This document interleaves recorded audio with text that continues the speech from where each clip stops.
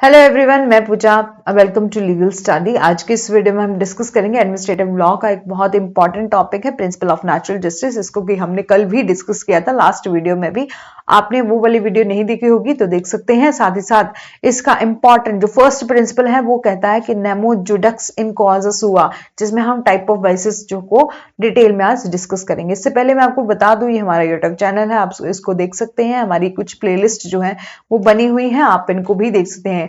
Jurisprudence को हमने total 28 video में कवर किया हुआ था, आप इसको भी देख सकते हैं। साथ ही साथ बात करते हैं रूल ऑफ नेचुरल जस्टिस, जो प्राकृतिक न्याय के क्या नियम है। तो हमारा फर्स्ट नियम है नेमो जुडक्स इन क्वाजा सुआ। इसका क्या मतलब होता है कि no one should be a जज इन वन केस, कि कोई पर्सन जो है वो अपने ही केस में जो है जज नहीं रह सकता। ठीक है, जज नहीं हो सकता। यदि ऐसी वाली सिचुएशन है कि कहीं केस लगा हुआ है और उसी केस में आप जज हैं, तो आप वाइस कर सकते हैं, आप अनफेयर एक्टिविटी कर सकते हैं उस केस से डील करते हुए। ठीक है, बोला है। और सेकंड है ऑडी अल्ट्रम पार्टम, तीसरा है रीजन डिसीजन। और नेमो जुडक्स इन क्वाजा सुआ का क्या मतलब है? No one should be a जज इन ओन केस, कि एक किसी को भी अपने ही मामले में न्यायाधीश जो है वो नहीं होना चाहिए, क्योंकि इसमें क्या होगा जो रूल ऑफ वाइसेस है वो लीड कर सकता है। वाइस का क्या मतलब होता है? एक ऐसा एक्ट जो कि लीड कर रहा है अनफेयर एक्टिविटी को, जो कि पक्षपात को दर्शा रहा है। ठीक है, और वेदर अनकॉन्शियस और unconscious stage in relation to the party of a particular case. ठीक है, और देयरफॉर ये नेसेसिटी है of the rule is make a जज इम्पार्शियल, कि ऐसा होना चाहिए कि ये बहुत जरूरी है ताकि मतलब बायसेस ना हो। किस लिए? कि जज जो है वो डिसीजन देने वाला जो है वो इम्पार्शियल होना चाहिए, और वो अपनी जजमेंट तब दे, गिवन अ जजमेंट किस बेस पर? एविडेंस जो रिकॉर्ड हुए हैं एज पर द केस, उस बेस पर डिसीजन दे। इस बेस पर ना दे कि ये केस जो है वो मेरा है इसलिए मैं अपने ही फेवर में जो है केस का डिसीजन दे दूंगा। तो इसीलिए बोला है कि एक पर्सन जो है वो अपने ही केस में जो है जज नहीं हो सकता।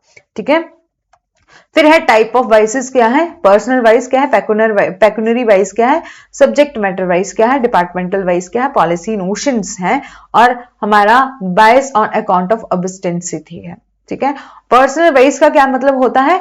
पर्सनल वाइस वहां पर अराइज होता है जहां पर एक पार्टी, मतलब एक केस में दो पार्टीज हैं एंड बी, इनमें से किसी एक पार्टी के रिलेशन में कौन है? जज साहब जो है, जो डिसाइड करेंगे, डिसाइडिंग अथॉरिटी जो है वो उसके रिलेटिव है। ठीक है, बोले पर्सनल वाइज कहां पर अराइज होता है? वहां पर relation between the party and deciding authority. ठीक है, रिलेशन किसका? बिटवीन द पार्टी और डिसाइडिंग अथॉरिटी के बीच में कोई ना कोई रिलेशन हो। ठीक है, कोई ना कोई संबंध हो, और विच लीड करता है ये deciding authority in a doubtful situation, कि यदि ऐसा हो गया कि डाउटफुल सिचुएशन में आ गए जो जज साहब हैं, देन वो अनफेयर एक्टिविटी कर सकते हैं और अपनी जजमेंट किसके फेवर में दे सकते हैं?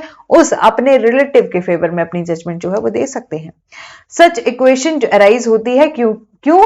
Various form of a personal and professional relation, की कई बार ऐसी सिचुएशन जो है वो अराइज होती है पर्सनल और प्रोफेशनल रिलेशन के बेस पर, और in order to the challenge of administrative action, जहां पर बोला है कि हम किस बेस पर हम एडमिनिस्ट्रेटिव एक्शन को चैलेंज कर सकते हैं, किस ग्राउंड पर?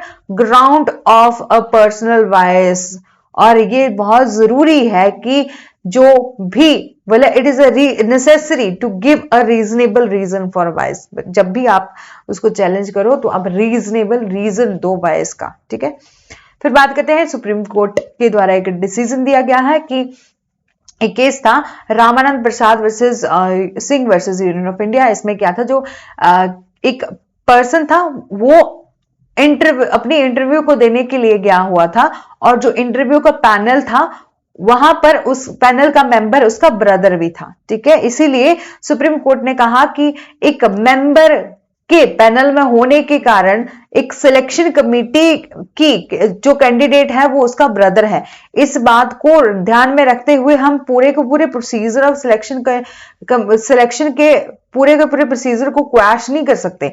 ठीक है, इसमें बोला कि here to avoid an act of the bias, कि आप बायस को अवॉइड करने के लिए क्या कर सकते हो? Turn off his brother respective panel member connected with the candidate can request to go out from the panel of the selection committee so a fair and reasonable decision can be made। बोला है कि कई बार क्या होता है, एक उम्मीदवार से जुड़े हुए संबंधित जो पैनल के सदस्य हैं वो अपने भाई की जब उनकी टर्न आएगी तो उस समय जो बायस से बचने के लिए वो क्या कर सकते हैं, जो भी पैनल के मेंबर हैं उनसे कह सकते हैं, बाहर जाने का अनुरोध कर सकते हैं, इसलिए कि एक निष्पक्ष और उचित निर्णय जो है वो लिया जा सके। ठीक है, तो ये केस में है, ये हेल्ड हुआ था।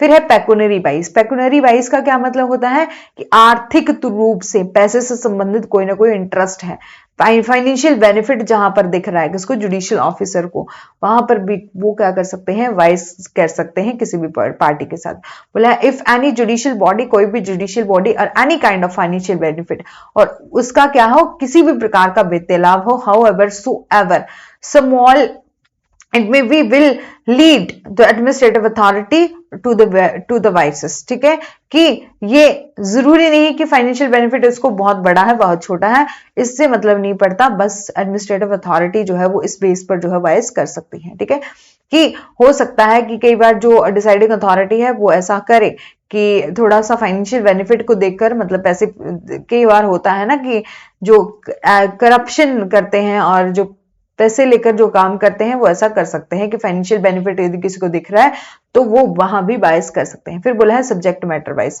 चाहे वो सब्जेक्ट मैटर डायरेक्टली हो या इनडायरेक्टली हो, डिसाइडिंग अथॉरिटी जो है इन्वॉल्व हो, चाहे subject matter in a particular case में।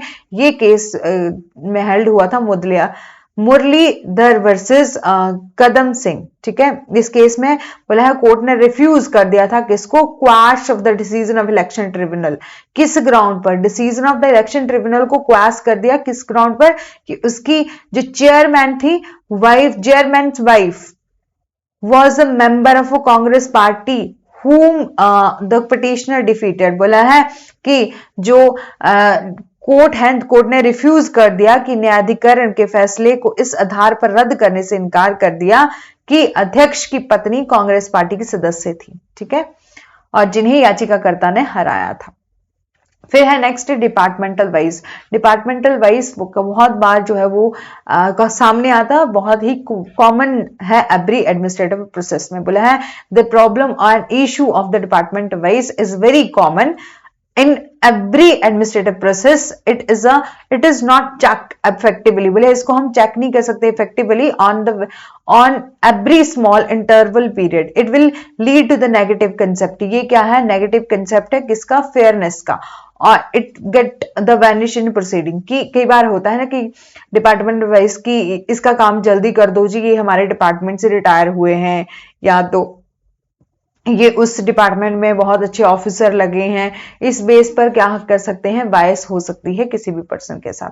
ठीक है, हो सकता है कि आप एक लंबी लाइन लगा के खड़े हैं और किसी भी डिपार्टमेंट में, ठीक है, और कोई सामने से दूसरा पर्सन आया वो उसी डिपार्टमेंट का है, तो डिपार्टमेंटल वाइज वहां पर हो सकता है क्योंकि उसका काम पहले हो जाएगा, आपका जो है वो नहीं होगा। ठीक है, और पॉलिसी नोशन वाइज की जो इशू अराइज होते हैं कि इसके प्री कंसीव्ड पॉलिसी और notion is a very dedicated issue. बोला है जो प्री डेडिकेटेड इशू जो है, प्री कंसीव्ड पॉलिसी नोशन जो है इज वेरी डेडिकेटेड, बहुत ही समर्पित जो है वो मुद्दा है। ठीक है, क्योंकि द ऑडियंस जो है वो sitting over there does not expect the जज is sit with the blank sheet of a paper. यहां पर सिर्फ ये बोला है, इसको ज्यादा समझने की जरूरत, इतना ही समझिएगा कि पॉलिसी वाइज में कि एक क्या होगा कि यदि कोई जुडिशियल ऑफिसर किसी भी मैटर का डिसीजन दे रहे हैं और ऐसी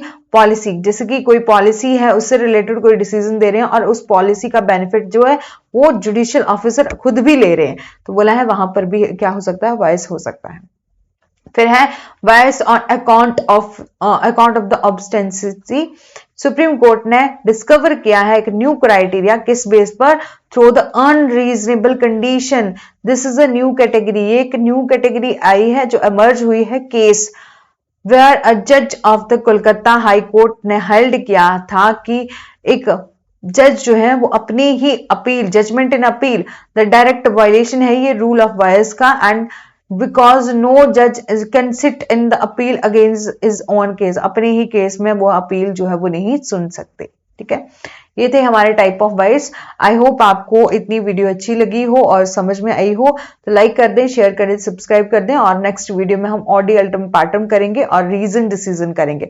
ऑडी अल्टरम पार्टम के कुछ एक जो है वो कंसेप्ट भी देखेंगे और रीजन डिसीजन को भी देखेंगे, ठीक है, और कंपोनेंट को भी देखेंगे ऑडी अल्टरम पैटर्न के, ठीक है। जाते जाते मैं आपको बता देना चाहती हूँ, यदि आपने अभी तक हमारे चैनल को सब्सक्राइब नहीं किया है तो कर सकते हैं। साथ ही साथ आप इन प्लेलिस्ट में इन वीडियो को भी देख लीजिएगा। हो सकता है कि आपको आज जैसे ज्यूरिस्प्रूडेंस आपका सब्जेक्ट है और आपके लिए हेल्पफुल हो ये वीडियो, इसलिए इनको देख लीजिएगा। Thank you so much. Do like, share and subscribe, press the bell icon for further.